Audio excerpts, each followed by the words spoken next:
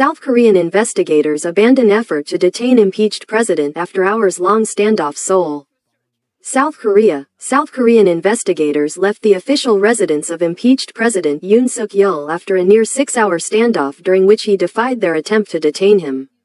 It's the latest confrontation in a political crisis that has paralyzed South Korean politics and seen two heads of state impeached in under a month. The country's anti-corruption agency said it withdrew its investigators after the Presidential Security Service blocked them from entering Yoon's residence for hours due to concerns about their safety. The agency said its outnumbered investigators had several scuffles with presidential security forces and expressed serious regret about the attitude of the suspect, who did not comply with the legal process. The National Police Agency said it planned to investigate the chief and deputy chiefs of the Presidential Security Service on suspicion of obstructing official duty and summoned them for questioning on Saturday. Yoon, a former prosecutor, has defied investigators' attempts to question him for weeks. The last time he is known to have left the residence was on December 12, when he went to the nearby presidential office to make a televised statement to the nation, making a defiant statement that he will fight efforts to oust him. Investigators from the country's anti-corruption agency are weighing charges of rebellion after Yoon, apparently frustrated that his policies were blocked by an opposition-dominated parliament, declared martial law on December 3 and dispatched troops to surround the National Assembly.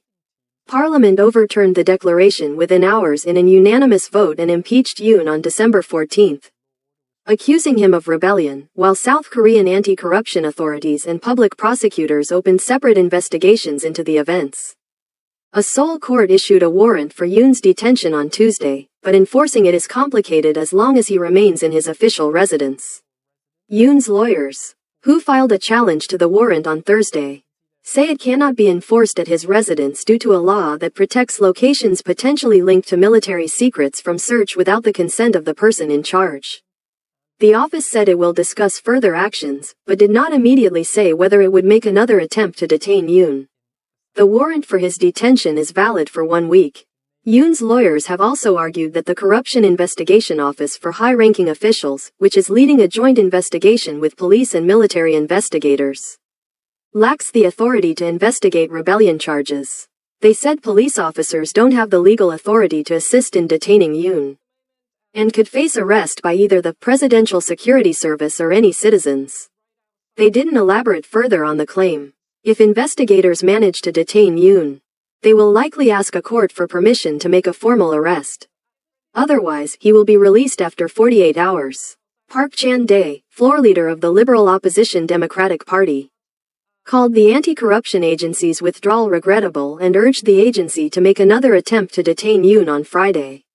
Kwon Young-se, who heads the Emergency Leadership Committee of Yoon's Conservative People Power Party, called the agency's effort to detain Yoon highly unfair and exceedingly improper, saying there is no risk of Yoon attempting to flee or to destroy evidence. Thousands of police officers gathered at Yoon's residence on Friday, forming a perimeter around a growing group of pro-Yoon protesters who braved freezing temperatures for hours, waving South Korean and American flags while chanting slogans vowing to protect him. There were no immediate reports of major clashes outside the residence. Dozens of investigators and police officers were seen entering the gate of the residence in Seoul to execute a warrant for Yoon's detention, but the dramatic scene quickly developed into a standoff. Two of Yoon's lawyers, Yoon Kap-kaen and Kim Hong-il, were seen entering the gate of the presidential residence around noon. It wasn't immediately clear what the lawyers discussed with the president. Sok Dong-hyeon, another lawyer on Yoon's legal team, said the agency's efforts to detain Yoon were reckless and showed an outrageous disregard for law. South Korea's defense ministry confirmed that the investigators and police officers got past a military unit guarding the residence's grounds before arriving at the building. The Presidential Security Service, which controls the residence itself, refused to comment. South Korea's YTN television reported scuffles as investigators and police confronted the presidential security forces.